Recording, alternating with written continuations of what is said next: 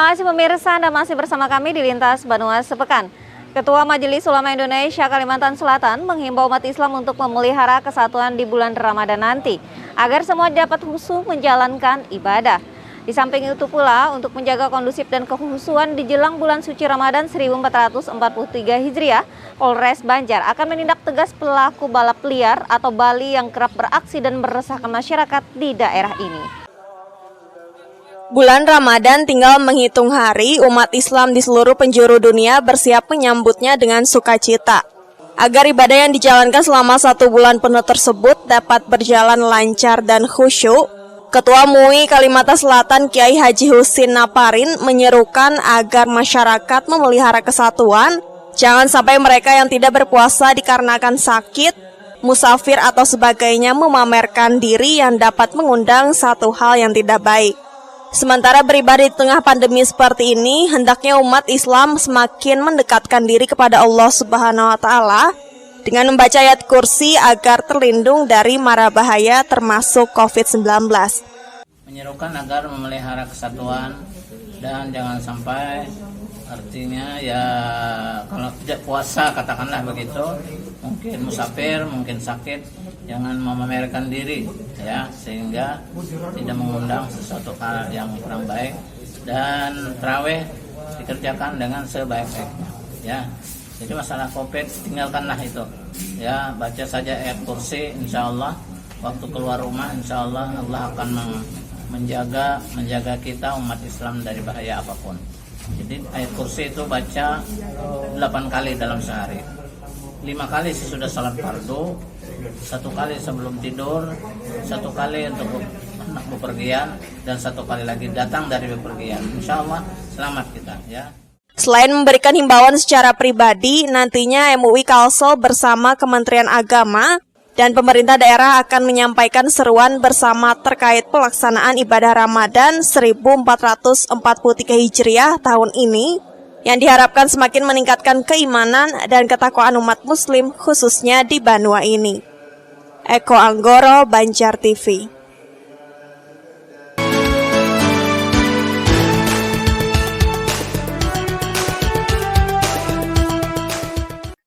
Bulan Ramadan sebentar lagi tiba, tak hanya diisi kegiatan bernilai ibadah. Acap kali bulan puasa oleh sejumlah anak muda diisi dengan kegiatan yang kurang tepat, seperti balap liar atau Bali selepas salat tarawih maupun jelang sahur. Aktivitas Bali ini selain membahayakan pelakunya, juga dinilai mengganggu masyarakat yang sedang menjalankan ibadah di bulan suci. Kasat Lantas AKP Anton Suyono melalui Kaurbin Operasi Ibda Triwidodo Setiawan menyatakan sanksi tegas menanti bagi mereka yang melakukan Bali berupa tilang atau menyita sepeda motor selama 1 bulan penuh dan akan dikembalikan setelah Idul Fitri. Sanksi tegas ini diberikan agar memberikan efek jera bagi pelaku balap liar tersebut. Itu prioritas. Biasanya kita run more, kita tahan sampai 1 bulan, sampai adanya putusan dari pengadilan, nanti baru bisa kendaraan tersebut dikeluarkan. Walaupun mereka lengkap, asal terbukti bahwa dia peserta Bali, kita berikan sanksi seperti itu supaya nantinya ada efek jera. Beberapa wilayah yang kerap dijadikan ajang Bali, yakni Kecamatan Kertakhanyar, Jalan Ayani kilometer 8-10, Jalan Lingkar Selatan berbatasan dengan Kota Banjarmasin, Kelurahan Sungai Paring, dan Jalan Lingkar Matraman Sungai Ulin, Desa Bincau, Kecamatan Martapura. Tak hanya balap liar, kegiatan ini juga menyasar kendaraan roda 2 hasil curian, serta pengguna motor yang memakai knalpot brong atau tidak standar. Ahmad Ramadhani, Banjar TV. Selanjutnya pemirsa, Wakil Ketua DPRD Banjarmasin Tugiyatno meminta Perda Ramadan bisa ditegakkan sesuai peraturan daerah yang berlaku. Selain itu pemirsa, dalam penegakan Perda Ramadan, Satpol PP diminta untuk tidak tebang pilih dalam kegiatan penertiban. Selama Ramadan ada beberapa kegiatan warga Banjarmasin yang dilarang dalam rangka menghormati ibadah puasa. Hal itu sesuai Perda nomor 4 tahun 2005 tentang larangan kegiatan selama Ramadan. Berdasarkan regulasi itu, kegiatan yang dilarang diantaranya membuka warung makan, restoran, dan sejenisnya pada pagi hingga siang hari. Warga juga dilarang makan dan minum di warung atau tempat umum, serta tempat hiburan malam THM diwajibkan tutup selama Ramadan. Wakil Ketua DPRD Banjarmasin Tugiatno meminta agar selama Ramadan aturan hukum tersebut dilaksanakan. Ya, penegakan perda harus ditegakkan dengan setegak-tegaknya lah. Karena jangan sampai nanti ada laporan ke kami, ada warung-warung sakaduk bahasa kita kan, ada yang buka dengan enaknya, pintunya dibuka 1-2 tapi orang bisa keluar masuk. Dirinya pun meminta perda itu ditegakkan setegak-tegaknya. Murtasyah, Banjar TV.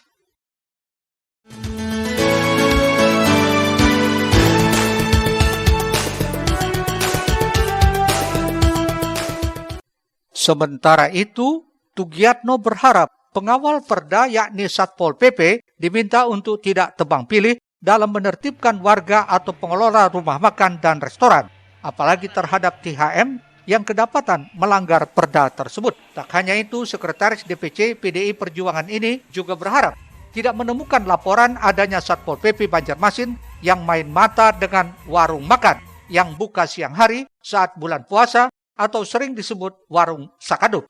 Jika ada yang melanggar, berikan sanksi sesuai dengan yang tertulis dalam perda. Ya, kita harapkan juga kepada aparat, khususnya Pol PP lah, bisa menegakkan perda dengan serius. Saya harus karena itu kan bulan Ramadan kan bulan yang suci lah. Jangan sampai hal-hal itu malah mereka bebas melakukan kegiatan. Saya kira di perda kan jelas tidak boleh tuh. Ya, kita menghargai bulan suci Ramadan. Jadi kita harapkan juga ke pengusaha-pengusaha, tolonglah bisa menghormati perda kita. Tugiatno menghimbau warga Banjarmasin agar menaati perda tersebut dan tetap menjaga sikap toleransi beragama. Risna, Banjar TV. Ya pemirsa, kita beralih ke informasi lainnya. Pemerintah Provinsi Kalimantan Selatan melalui Badan Kependudukan dan Keluarga Berencana Nasional BKKBN Kalsel berkomitmen menurunkan angka prevalensi stunting hingga menyentuh angka 21,51% di tahun 2023. Dan diharapkan di tahun 2024 dapat kembali menurun di angka 17,27%. Sementara itu, Bupati Tabalong menyatakan juga bahwa pemahaman masyarakat tentang stunting masih rendah. Demikian juga pemahaman di level jajaran pemerintah. Untuk itu perlu perjuangan semua pihak dalam menurunkan angka stunting di wilayahnya. Dalam rangka mempercepat penurunan angka stunting menjadi 14% pada tahun 2024, Bapak Presiden RI memberi arahan dalam rapat terbatas atau ratas. Pemerintah Provinsi Kalimantan Selatan melalui Badan Kependudukan dan Keluarga Berencana Nasional BKKBN Kalsel menggelar sosialisasi rencana aksi nasional percepatan penurunan stunting atau RAN-PASTI di salah satu hotel di Banjarmasin Senin 21 Maret 2022. Sosialisasi RAN-PASTI kali ini selain melibatkan para wakil ketua pelaksana tim percepatan penurunan stunting, jika dihadiri Inspektur Utama BKKBN serta sejumlah bupati dan wakil bupati dari 12 kabupaten kota di Kalsel. Sementara itu, terkait komitmennya bisa menurunkan angka prevalensi stunting, Sekda Prof Kalsel menyatakan sejauh ini sudah melakukan berbagai upaya, diantaranya membentuk tim pendamping keluarga sebanyak 3.072 orang dan sudah tersebar di seluruh desa. Kemudian apa saja yang sudah dilakukan oleh pemerintah Provinsi Kalimantan Selatan? Alhamdulillah kemarin juga tim pendamping keluarga yang dipromosikan oleh teman-teman di KKBN untuk wilayah Kalimantan Selatan sudah dibentuk sebanyak 3.072 orang ya, yang terdiri dari per desa 3 orang, terdiri dari kader PKK, kemudian bidan desa, kemudian penyuluh BKKBN ya. Ini sudah terbentuk 3.072 orang di Kalimantan Selatan. Tugasnya nanti mendampingi ibu hamil, remaja, balita, 5 tahun, bayi yang memang harus kita intervensi dalam rangka penurunan stunting.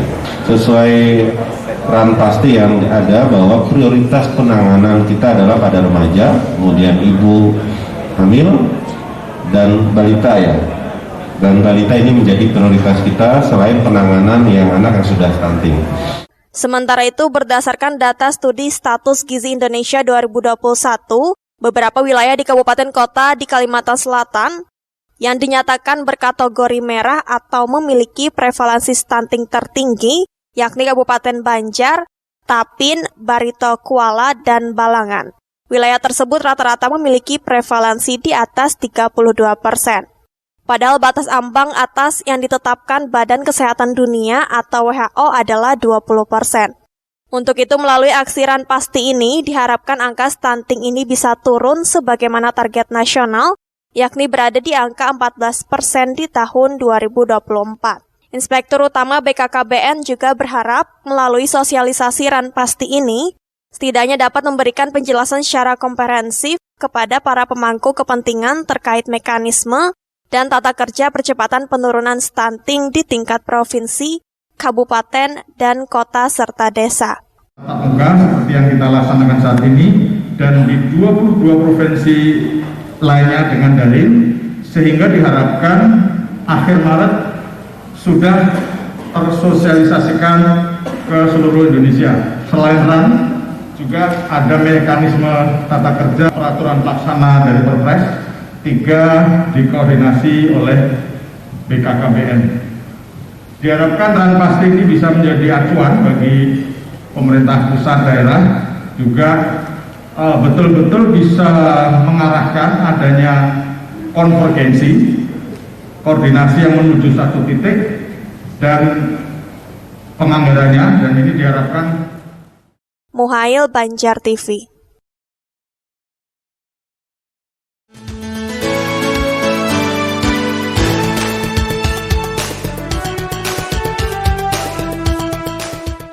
Sementara itu, sejumlah kepala daerah di Kalimantan Selatan yang hadir dalam sosialisasi Ranpasti tersebut menyatakan komitmennya untuk bisa secepatnya menurunkan angka stunting di wilayahnya. Seperti halnya Bupati Tabalong, Anang Syahfiani, mengaku target capaian yang diberikan BKKBN dari angka prevalensi stunting berdasarkan data SSGI di tahun 2021, yakni 28,2%, menjadi 25,68% di akhir 2022, dan 21,49% di 2023, serta 17,27% di tahun 2024.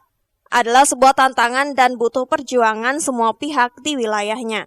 Pasalnya sejak awal sebagai kepala daerah, pihaknya selalu memberikan perhatian untuk masalah stunting. Dan harus diakui, hingga hari ini pemahaman masyarakat Tabalong tentang stunting masih rendah, demikian juga pemahaman di level jajaran pemerintah. Untuk hal ini menjadi perhatian dan terus mengingatkan serta mengedukasi dan membenahi sektor hulu dan sektor hilir dari permasalahan stunting di masyarakat melalui programnya yakni Gempur Stunting.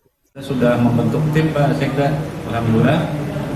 Nah kemudian kita juga mencanangkan Gempur Stunting, gerakan masyarakat dalam upaya percepatan penurunan dan pencegahan stunting.